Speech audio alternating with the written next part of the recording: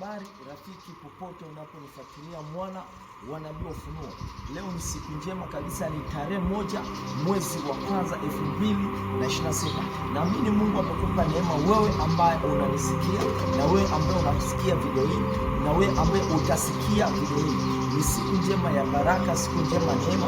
Ninakutakia heri na mwaka mpya, wewe na familia yako, wewe na nyumbani, popote pale ulipo. Na amini umevuka salama, na ikiwa umevuka salama, basi ndugu yangu, nachotaka kukwambia, usife moyo, usikate tamaa.